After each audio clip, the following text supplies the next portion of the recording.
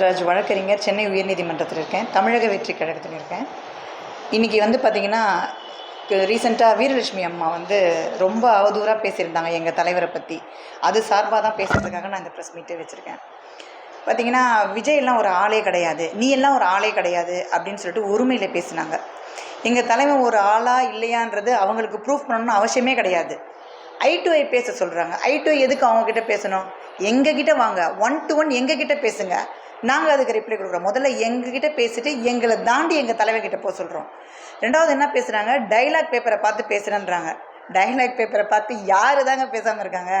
இப்போ இருக்கிற சிஎம் கூட பார்த்தீங்கன்னா பேப்பர் எடுத்து தாங்க பேசிகிட்டு இருக்காரு. ஒரு டெபுட்டி சிஎம்க்கு உடம்பு சரியில்லைன்றதே ஒரு பேப்பர் எடுத்து வாசிக்கிறாருங்க. அது உலகமே பார்த்துச்சு. இந்த அம்மா பார்க்கவே இல்லை போல இருக்குது. அது கூட தெரியாமல் டைலாக் பேப்பரை வச்சு பேசுகிறேன்னு சொல்லிட்டு இவங்க பப்ளிசிட்டிக்காக பேசிகிட்டு இருக்கிறாங்க. அப்புறம் பார்த்திங்கன்னா, விஜய் எல்லாம் ஏன் அரசியலுக்கு வந்தார், சினிமா துறையை விட்டு வந்தார் அப்படின்னு கேட்குறாங்க. சினிமா துறையிலேருந்து வரக்கூடாதுன்னு எந்த சட்டங்கள் சொல்லுது? எந்த சட்டம் சொல்லுது? இந்திய அரசியலமைப்பு சட்டத்தின்படி 18 வயசு நிரம்பின ஒரு இந்திய குடிமகனும் நம்மளுடைய ஜனநாயகத்துக்காக பற்று உள்ளவன் ஒருத்தனும் நிற்கலாம்.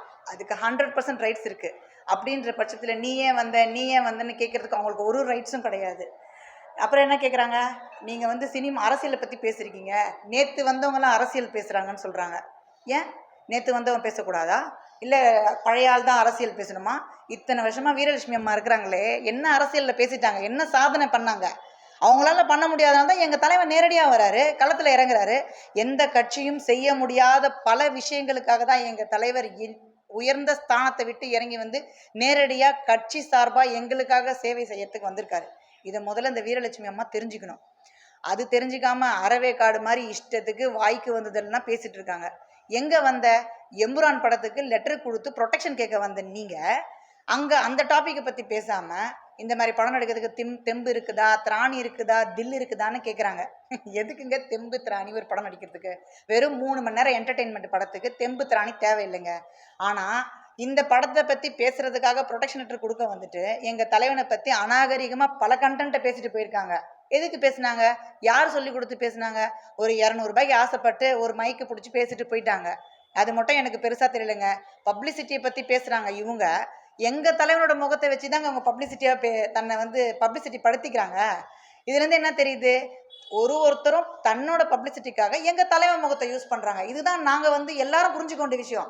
மக்களாகிய எல்லாருமே புரிஞ்சிக்க வேண்டிய விஷயமே இதுதான். அப்புறம் இன்னொரு என்ன கேள்வி கேட்குறாங்க, நீங்கள் விஜய் ஃபோட்டோ வச்சுட்டு சாப்பாடு போடுறீங்க, 10 ரூபா தர்பீஸ் கொடுக்குறீங்கன்றாங்க. ஃபோட்டோவில் இல்லைங்க, எங்கள் தலைவனோட முகம் தாங்க ட்ரெண்டு. நாங்கள் தலைவனோட முகத்தை காட்டி சாப்பாடு போடணும்னு நினைக்கல. இது வரைக்கும் தமிழக வெற்றி கழகம் சார்பாக விழியகம், குருதியகம், உணவகம், இலவச சட்ட ஆலோசனை மையம், அப்புறம் இப்போ ரீசெண்டாக பார்த்தீங்கன்னா நிரந்தர வேலைவாய்ப்பு மையம், இது மாதிரி பல்வேறு நாங்கள் விதமாக சேவைகள் செஞ்சிட்ருக்குறோம். எல்லாமே தமிழக வெற்றி கழகத்தின் சார்பாக தான் செஞ்சிட்ருக்கோம். இதெல்லாம் சொல்லணும்னா ஒரு நாள் போதாதுங்க, பேசிட்டே இருக்கலாம். டிவிகே சார்பாக எவ்வளவோ செஞ்சுருக்கோம் நாங்கள். அதெல்லாம் உங்களுக்கு தெரியலையா? நீங்கள் கட்சி வச்சு நடத்துகிறேன்னு சொல்கிறீங்களே, நீங்கள் என்ன செஞ்சிட்டீங்க உங்கள் கட்சி சார்பாக? எங்கள் தலைவன் எது செஞ்சாலும் உங்களுக்கு உறுத்துமா? உங்கள் கண்ணு உறுத்துமா? எதையாவது ஒரு பற்றி பேசி பப்ளிசிட்டிக்காக பேசணும்னு பேசுறது நீங்கள். வீரலட்சுமி 200 ரூபாய் கொடுக்குறாங்க, அதுக்காக மைக்கில் பேசணும்னு சொல்றீங்க. அதே மாதிரி யாரோ சொன்னதுனால தான் பேசுகிறாங்க சொல்றீங்களா? அந்த கட்சி ஆளும் கட்சியா இல்லை எந்த கட்சின்னு சொல்ல முடியுமா? அதெல்லாம் நான் சொல்லவே தேவையில்லைங்க. ஆளும் கட்சியா ஆளாத கட்சியான்றதை நமக்கு முக்கியம் கிடையாது. அந்த அம்மா ஃபுல் ஃப்ளெஜ்ஜாக பேசுறது பார்த்தாலே எங்கேயோ பணம் வாங்கிட்டு தான் இந்த டாக்கை பேசுகிறாங்கன்றது நாமளே தெரிஞ்சுக்க வேண்டிய விஷயம்தான்.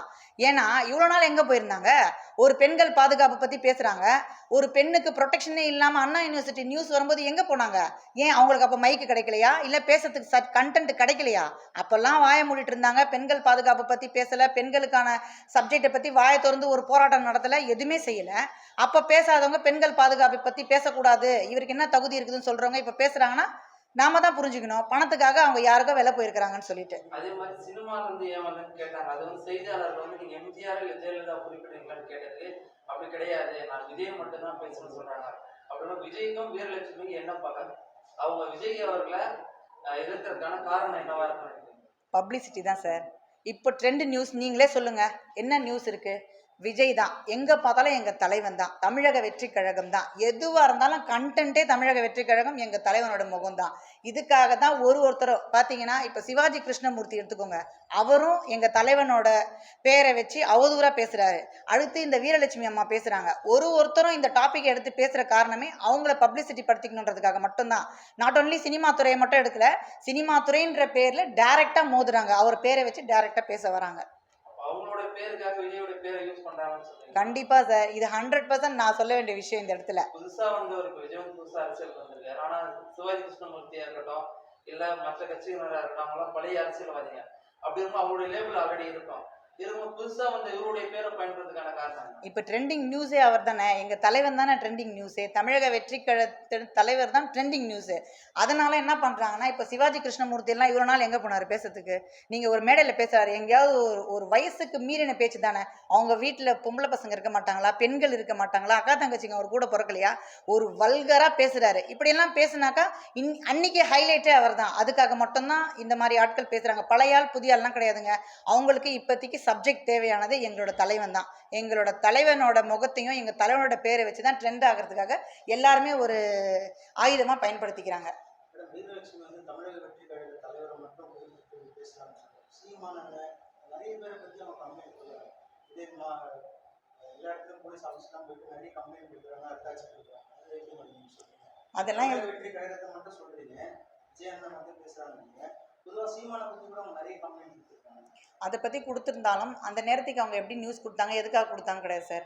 இப்போ வந்து ஹைலைட்டே வந்து யாருமே எங்களோட தமிழக வெற்றி கழகம் சார்பாகவோ இல்லை எங்களோட தலைவர் பற்றி பேசினாலும் அவங்களுடைய கட்சியோ இல்லை அவங்களுடைய இயக்கமோ இல்லை அவங்களுக்கான ஒரு பப்ளிசிட்டியாக கருதி மட்டும்தான் இப்போது எங்கே பார்த்தாலும் அந்த மாதிரி நியூஸ் வந்து ஃப்ளாஷ் ஆகுது. ஸோ இதுக்காக மட்டும்தான் அந்த அம்மா வந்து தன்னோட பப்ளிசிட்டிக்காக பண்ணியிருக்காங்கன்ற நான் இங்கே ஆத்மார்த்தமாக தெரிவிச்சுக்கிறேன். எல்லா கட்சியினருக்கும் கம்ப்ளைண்ட் கொடுக்குற அத்தனை தரப்புல அவங்க பணம் பெற்றுக்கொண்டது அவங்க எதிர்மறையாக அப்படிதானே இருக்குது. இப்போது நீங்கள் ஒரு சப்ஜெக்ட்டுக்காக பேசுகிறீங்க அப்படின்னு சொன்னாக்கா, ஒருத்தரை குறிப்பிட்டு ரொம்ப தாக்கி பேசுகிறீங்கன்னா என்ன காரணம்? உங்களால் சக்ஸஸ் பண்ண முடியல, உங்களுக்கு அந்த ஒரு பப்ளிசிட்டி கிடைக்கல, நீங்கள் இத்தனை வருஷமாக ஒரு கட்சி நடத்தி பண்ணுறீங்க, உங்களுக்கு எதுவுமே செய்ய முடியல அப்படின்னா என்ன காரணம்? இவரை வச்சு நீங்கள் பப்ளிசிட்டி பண்ணி அந்த ஏதாவது ஒரு விஷயத்தை நீங்கள் ரீச் ஆகணுன்றதுக்காக யாருக்காக வேணாலும் அவங்க வந்து உதவி புரியும் நோக்கத்தோட இதை அவங்க செஞ்சுருக்கலான்றது தான் என்னோட கருத்து.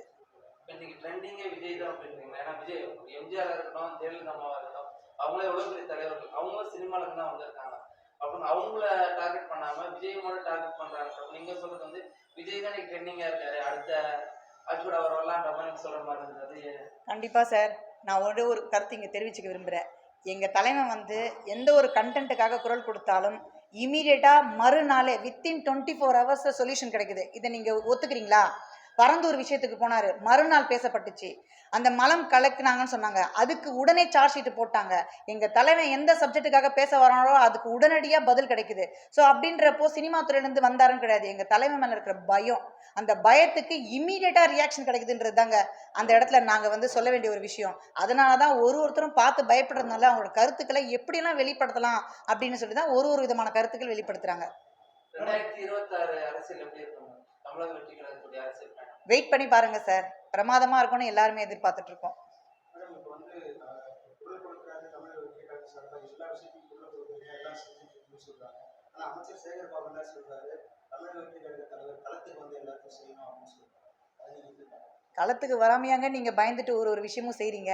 களத்துக்கு வந்ததுனால தானே பயத்தில் மறுநாள் எல்லாமே ப்ரொசீடிங்ஸ் ஆகிட்டு இருக்குது.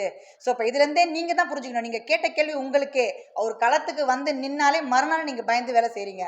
ஸோ அதனால் இன்னும் ஆத்தென்டிக்காக அவர் வரும்போது இன்னும் நீங்கள் பயந்துட்டு தான் வேலை செய்ய போகிறீங்கன்றது நாங்கள் தெரிவிச்சுக்கிறோம். இதுலேருந்து பாதிக்கப்பட்ட மக்களை அந்த இடத்துக்கு வர வச்சு பணம் வர வச்சு நலத்திட்ட உதவி வழங்குறாங்க. ஆனால் பாதிக்கப்பட்ட இடத்துக்கே சென்று போய் நலத்திட்ட உதவி திமுக அரசு சொல்கிறாங்க.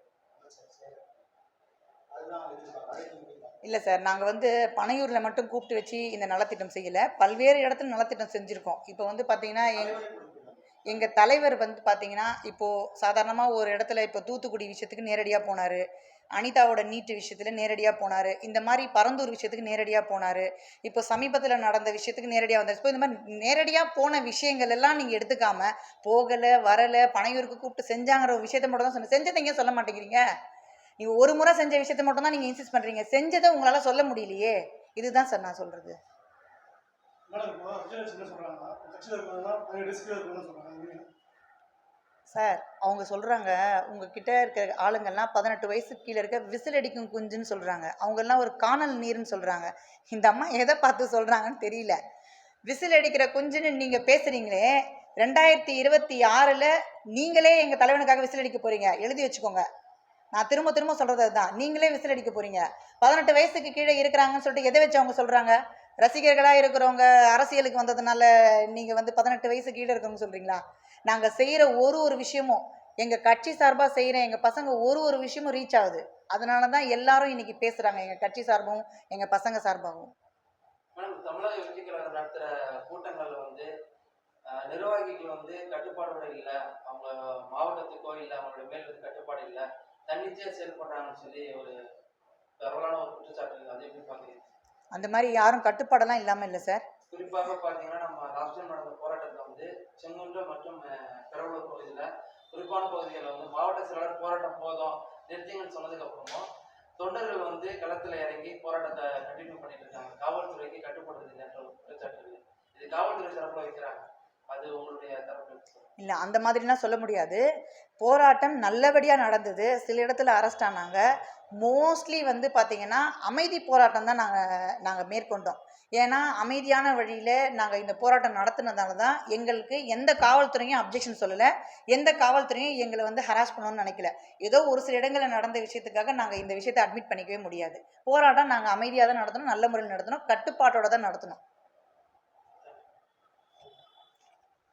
இப்போது நீங்கள் லாஸ்ட்டாக கேட்டிங்க இல்லையா, இப்போ கேள்வி வந்து நிர்வாகிகள்லாம் கட்டுப்பாட்டுக்குள்ளே இல்லை அப்படின்னு சொல்லிட்டு.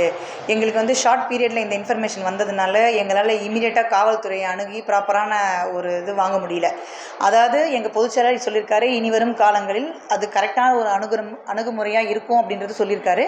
அதன் அடிப்படையில் நாங்கள் எங்கள் கட்சி சார்பாக செயல்பட தயாராகிட்டோம். ரெண்டாவது, எங்களை வந்து பெண்கள் பாதுகாப்பு பற்றி எங்கள் தலைவர் வந்து பேசுகிறது தகுதி இல்லை அப்படி இப்படின்னு சொல்கிறாங்க இல்லையா. இதுக்கெல்லாம் வந்து பார்த்திங்கன்னா நான் ஒரே ஒரு விஷயத்தை மட்டும் சொல்லிக்க நினைக்கிறேன். என்னென்னா, எங்களோட கட்சியில் 5 கொள்கை தலைவர்கள் இருக்காங்க. அதில் வந்து 2 கொள்கை தலைவர்களும் பெண்கள். அப்படின்ற பட்சத்தில் எங்களுக்கு வந்து 3:2ன்ற ஆஸ்பெக்டில் எங்களுக்கு வந்து சமமாக எங்களை அங்கீகரிச்சிருக்கிறார் எங்கள் தலைவர். அதனால் பெண்கள் பாதுகாப்பை பற்றி அவர் பேசுறதுக்கு ரைட்ஸ் இல்லை. ஒரு சினிமா துறையை சார்ந்தவர், அவர் அரசியல் நேற்றுக்கு வந்தவர்னு சொல்கிறதுக்கு எந்த தகுதியும் யாருக்குமே கிடையாது. அது மட்டும் இல்லை, பிறப்பால் எல்லாருமே சமம் தான். அதனால தான் யாரும் உயர்ந்தவர் தாழ்ந்தவர்னு இருக்கக்கூடாதுன்ற ஒரே ஒரு காரணத்தை வச்சு தான் எங்கள் தலைவர் வந்து எங்களோட கட்சியோட கோட்பாடாக தாரக மந்திரமாக பிறப்புக்கும் எல்லா உயிருக்கும் அப்படின்ற ஒரே ஒரு கண்டென்ட்டோடு முடிச்சிட்டாருங்க. இதுக்கு மேலே யாருமே எங்கள் தலைவனை பேசுகிறதுக்கு எந்த தகுதியும் இல்லைன்னு நான் நினைக்கிறேன். அவ்வளோதான்.